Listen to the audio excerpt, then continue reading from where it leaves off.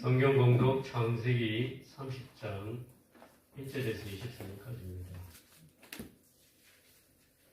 창세기 30장 1절에서 24절입니다. 교독하시다가 마지막 24절 함께 읽겠습니다. 라헬이 자기가 야곱에게서 아들을 낳지 못함을 보고 그의 언니를 시기하여 야곱에게 이르되 내게 자식을 낳게 하라. 그렇지 아니하면 내가 죽겠노라. 야곱이 라헬에게 성을 내었는데 그대를 임신하지 못하게 하시는 하나님이시니 내가 하나님을 배신하겠느냐. 라헬이 이르되 내 여종 빌하에게로 들어가라. 그가 아들을 낳아 내 무릎에 두리니 그러면 나도 그로 말미암아 자식을 얻겠노라 하고 그의 시녀 빌하를 남편에게 아내를 주니 야곱이 그에게로 들어갔더니 빌하가 임신하여 야곱에게 아들을 낳은지라.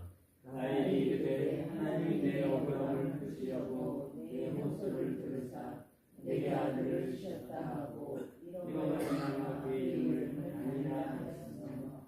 라헬의 시녀 빌하가 다시 임신하여 둘째 아들을 야곱에게 낳으매 라헬이 이르되 내가 언니와 크게 경쟁하여 이겼다 하고 그의 이름을 납달리라 하였다.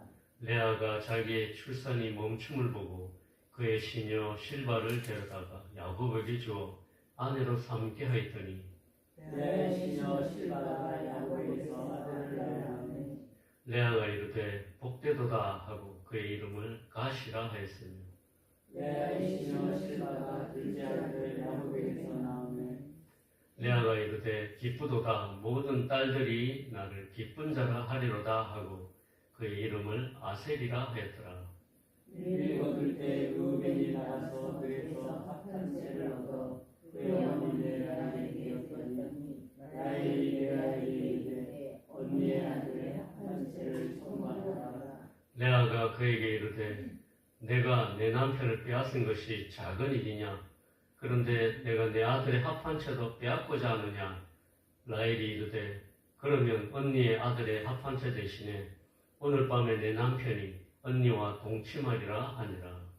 저물 때 야곱이 들에서 돌아오니 레아가 나와서 그를 영접하여 이르되 내게로 걸어가라. 내가 내 아들의 합한 채로 당신을 삼노라. 그 밤에 야곱이 그와 동침하였더라. 하나님이 레아의 소원을 들으셨으므로 그가 임신하여 다섯째 아들을 야곱에게 낳은지라. 레아가 이르되 내가 내 시녀를 내 남편에게 주었으므로 하나님이 내게 그 값을 주셨다 하고 그의 이름을 이삭이라 하였으며. 레아가 다시 임신하여 여섯째 아들을 야곱에게 낳은지라. 레아가 이르되 하나님이 내게 후한 선물을 주셨도다. 내가 남편에게 여섯 아들을 낳았으니 이제는 그가 나와 함께 살리라 하고 그의 이름을 스불론이라 하였으며. 그 후에 그가 딸을 낳고 그의 이름을 디나라 하였더라. 하나님이 나라를 생각하신지라. 하나님이 그의 소원을 들으시고 그의 태를 여셨으므로 그가 임신하여 아들을 낳고 이르되 하나님이 내 부끄러움을 씻으셨다 하고 그 이름을 요셉이라 하니 여호와는 다시 다른 아들을 내게 더하시기를 원하노라 하였더라. 아멘. 주 안에서 문안드립니다. 평안히 잘 주무셨습니까? 오늘도 주의 말씀 앞에 나오신 성도님께 하나님의 은혜와 축복이 임하시길 축원드립니다. 오늘 본문 말씀을 준비하면서 생각났던 성경 구절이 있습니다. 로마서 8장 28절입니다. 우리가 알거니와 하나님을 사랑하는 자, 곧 그의 뜻대로 부르심을 입은 자들에게는 모든 것이 합력하여 선을 이루느니라는 말씀입니다. 야곱이 온갖 꼼수를 써가며 에서의 장자권을 탈취한 후에 죽음의 위협을 피해서 멀고 먼 땅으로 빛이 났었는데 그런 야곱을 다듬어 가시는 하나님의 선한 손길을 통해서 선을 이루어 가시는 모습을 오늘 본문에서도 느꼈기 때문입니다. 야곱이 드디어 결혼을 하고 또 가정을 이루며 살고 있는데 그 야곱의 집에 드리워진 경쟁의 그림자를 통해서 하나님은 야곱과 그의 가정을 다듬어 가셨습니다. 특별히 오늘 우리는 야곱의 가정 안에서 벌어지는 치열한 여인들의 전쟁을 목격합니다. 그래서 이 본문을 읽다 보면 어쩌면 믿음의 조상의 이 가정이 이토록 처절하고 인간적일 수 있을까라는 탄식이 절로 나오기도 합니다. 아무튼 오늘 본문은 단순히 자녀를 많이 낳으려는 경쟁을 넘어서 야곱의 인생 배후에서 일하시는 하나님의 치밀한 손길을 보여주는 귀한 말씀입니다. 하나님은 야곱의 집안에 가득한 시기와 암투 그리고 인본주의적 한계를 통해서 야곱을 다듬으시고 결국 하나님의 방법이 무엇인지를 가르쳐 주십니다. 합력하여 선을 이루어 가십니다. 오늘 야곱 가정을 만지시는 하나님의 선한 손길을 통해서 성도님들이 교훈과 또 은혜 받으시는 귀한 시간 되시길 주님의 이름으로 축원드립니다. 과거 야곱은 어떤 사람이었습니까? 그는 배고픈 형의 약점을 이용해서 팥죽 한 그릇으로 장자의 권리를 샀던 기회주의자였습니다. 내 힘과 내 꾀로 영적인 복마저 쟁취하려 했던 인본주의의 화신이었습니다. 그런데 오늘 본문을 보십시오. 이제 이 야곱은 주도적인 인물이 아니라 아내들 사이에 거래 대상으로 전락합니다. 레아가 아들 르우벤이 가져온 합한채를 라헬에게 주는 대가로 야곱과 동침할 권리를 삽니다. 과거에 팥죽으로 형의 권리를 샀던 야곱이 이제 합한채에 의해서 자신의 처소가 결정되는 철저한 인과응보를 경험하고 있는 것입니다. 하나님은 왜 야곱 집안에 이런 부끄러운 치부를 성경에 기록하셨을까요? 야곱 안에 여전히 남아있던 내 수단, 내 편법이 얼마나 무력한지를 깨닫게 하시기 위함이었습니다. 특히 본문을 보시면 레아와 라헬 자매의 시기와 편법은 야곱이 행했던 모습을 그대로 닮아 있는 것을 볼 수 있습니다. 그녀들은 서로를 시기하면서 경쟁적으로 여종을 야곱에게 주며 아들을 생산하려고 했습니다. 수단과 방법을 가리지 않고 경쟁의 혈안이 되어 있었습니다. 야곱이 수단과 방법을 가리지 않았듯이 그녀들 또한 그렇게 했던 것입니다. 그녀들이 아이들의 이름을 지은 것만 봐도 얼마나 그들의 마음이 교만했는지 알 수 있습니다. 라헬은 자신이 아이를 낳지 못하자 자기 시녀를 야곱에게 첩으로 주었습니다. 여종 비라가 아들을 낳자 억울함이라는 뜻의 단이라고 이름을 지어주고 불렀습니다. 야곱이 사랑한 사람은 자기였는데 약혼까지 한 사람은 자기였는데 오히려 자기 언니가 야곱의 첫째 아내가 되어 아들까지 낳는 것을 지켜보면서 라헬은 너무 억울했던 것입니다. 거기다가 비라가 둘째 아들을 낳자 계속 언니와 경쟁하겠다는 투지를 불태우면서 경쟁함이라는 뜻의 납달리라고 이름을 지었습니다. 여기에 질세라 레아는 자기 종인 실바를 야곱에게 주어서 가시라는 아들을 낳고 자신이 더 하나님께 복을 받았다며 라헬을 조롱하듯이 가시라고 이름을 지어 불렀습니다. 다음 아들이 나오자 라헬을 놀리듯이 기쁨이라고 지으며 동생 라헬을 자극했습니다. 수단과 방법을 가리지 않고 살았던 야곱처럼 야곱의 아내들도 자기 시녀를 야곱에게 주어서 아들을 낳게 하며 시기와 질투 속에서 서로의 발 뒤꿈치를 잡으며 다투었습니다. 그녀들은 교만했고 질투의 화신이 되어서 서로를 조롱하고 비웃었습니다. 이처럼 야곱의 아내들은 야곱이 행했던 대로 행했습니다. 이를 곁에서 지켜보며 야곱은 무슨 생각을 했을까요? 좀 전에 제가 야곱은 형의 배고픔이라는 약점을 이용한 기회주의적 거래를 행했던 사람이었다고 했습니다. 그런데 형과 아버지를 속이며 살았던 야곱이 이제 삼촌 라반에게 오히려 속임을 당하고 이제는 아내들 사이에서 거래 대상으로 전락한 모습이 본문에 나오고 있습니다. 아내들의 진흙탕 싸움을 보면서 야곱 또한 얼마나 속상했겠습니까? 말 그대로 콩가루 집안이었습니다. 밖에서는 라반에게 속임을 당하고 안으로는 아내들의 싸움에 놀아났습니다. 자신의 방식 그대로 되돌려받고 있는 것입니다. 그러나 하나님은 그런 야곱을 그냥 내버려 두지 않으셨습니다.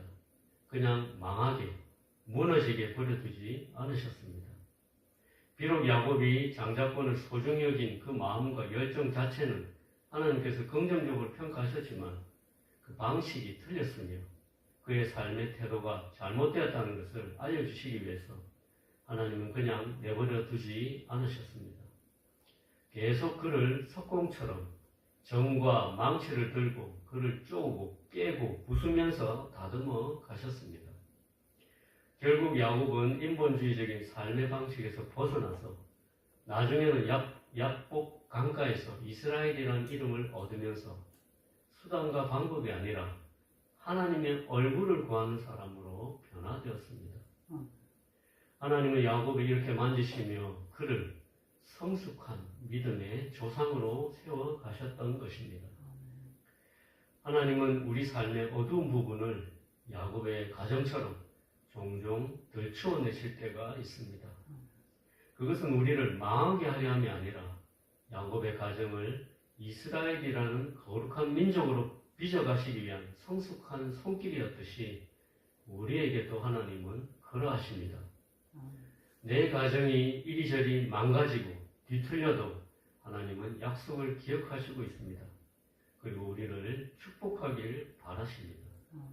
우리의 잘못된 삶의 태도를 드러내신 후에 그것에 손을 대시며 수술하듯이 도려내십니다. 그리고 우리가 하나님 앞에서 올바른 삶의 태도를 갖도록 하십니다. 두 번째로 오늘 본문에서 주목해야 할 것이 있습니다. 아브라함과 이삭에 이어 야곱에게도 되풀이되는 불임의 문제입니다. 야곱과 자신이 가장 사랑했던 라헬 사이에 불임이라는 시련을 주셨습니다. 1절을 보시면 라헬은 자녀를 낳지 못하자 야곱에게 내게 자식을 낳게 하라. 그렇지 아니하면 내가 죽겠노라 라고 절규합니다. 2절에서 이때 야곱은 그대를 임신하지 못하게 하시는 이는 하나님이시니 내가 하나님을 대신하겠느냐 하며 성을 냅니다. 야곱의 말은 정답이었습니다. 생명의 주권은 하나님께 있기 때문입니다. 아브라함 때부터 사라가 오랜 세월 불임의 시간을 보냈었고 이삭의 아내 리브가 또한 그러했습니다. 오늘 본문의 라헬 또한 불임의 고통을 겪어야 했습니다. 내 자손이 하늘의 별과 같고 바닷가의 모래같이 해주시겠다는 그 하나님의 약속과는 정반대의 모습이 이렇게 반복된 이유가 무엇이었을까요? 아브라함의 가문에 반복되는 이 기다림의 시간은 내 힘이 아니라 하나님의 능력에 의지해야 함을 가르치는 영적 훈련소였기 때문이었습니다. 인간의 생물학적 본능이나 합한체 같은 미신적인 도구가 아니라 오직 하나님의 주권만이 생명을 잉태케 함을 배우는 과정이었던 것입니다. 우리 삶의 가로막힌 장벽 역시 마찬가지입니다. 하나님은 우리가 내 힘으로 안 됩니다 라고 고백할 때까지 우리를 기다리게 하십니다. 그 기다리는 시간을 통해서 우리의 믿음을 연단하시는 것입니다. 그 연단을 통해서 정금같이 불순물이 없는 믿음의 상속자가 될 수 있기 때문입니다.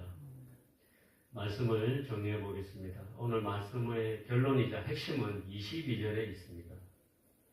함께 읽어보겠습니다. 22절입니다. 시작.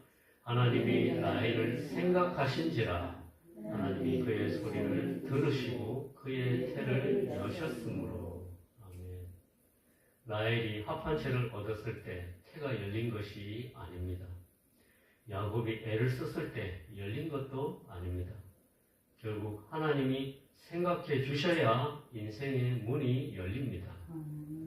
여기서 생각한다, 자카르라는 뜻은 단순히 기억한다는 뜻이 아니라 언약을 기억하고 신실하게 개입하신다는 뜻입니다. 하나님은 언약의 하나님이십니다. 그 언약에 신실하신 하나님이십니다. 그 하나님께서 직접 우리 삶에 개입하신다는 말입니다. 하나님은 거짓말할 수 없으시고 회전하는 그림자도 없는 분이시기 때문에 주님의 때에 역사하시는 것입니다. 우리 교회의 성장도 이와 같습니다. 우리는 숫자가 늘어나는 양적 성장에 조급해할 때가 많습니다. 하지만 오늘 야곱의 가정을 보십시오. 아내와 첩들을 동원해 자녀의 숫자를 늘리는 양적 팽창의 과정은 시기와 질투, 상처뿐이었습니다. 진정한 성장은 질적 성장이 선행되어야 합니다. 야곱이 팥죽과 합한채라는 인본주의를 내려놓고 하나님의 주권을 인정하는 사람으로 변화되는 것, 그것이 진짜 성장입니다. 하나님이 생각하시는 교회가 될 때 하나님은 비로소 그 태를 여시고 진정한 부흥을 허락하실 것입니다. 나의 방식이 아니라 하나님이 생각해 주셔야 하는 것입니다. 이사야 선지자가 30장 18절에서 믿음이 부족하고 인내를 모르는 우리에게 이렇게 조언하고 있습니다. 그러나 여호와께서 기다리시나니 이는 너희에게 은혜를 베풀려 하시며 일어나시리니 이는 너희를 긍휼히 여기려 하심이라. 대저 여호와는 정의의 하나님이시니라. 그를 기다리는 자마다 복이 있도다. 모든 것이 합력하여 선을 이루시는 그 하나님을 믿고 신뢰하면서 나의 방식과 생각을 내려놓고 인내의 믿음을 발휘하는 저와 성도님들이 되시길 주님의 이름으로 축원드립니다. 함께 기도하시겠습니다. 하나님 아버지, 오늘도 우리가 야곱처럼 내 깨와 내 수단으로 인생의 문제를 해결하려 하지는 않는지 돌아봅니다. 팥죽과 합한채를 의지하던 손을 놓게 하시고 오직 우리를 생각하시는 하나님의 은혜만을 구하게 하옵소서. 우리 교회가 숫자의 많음보다 하나님 앞에 정결한 질적 성숙을 먼저 구하게 하옵소서. 혈기와 인간적인 야망을 내려놓고 하나님이 바라고 구하는 삶을 살아가게 하옵소서. 오늘 하루의 삶이 내 방식이 아닌 하나님의 방식으로 채워지기를 간절히 소원합니다. 예수님의 귀하신 이름으로 기도드렸습니다. 아멘.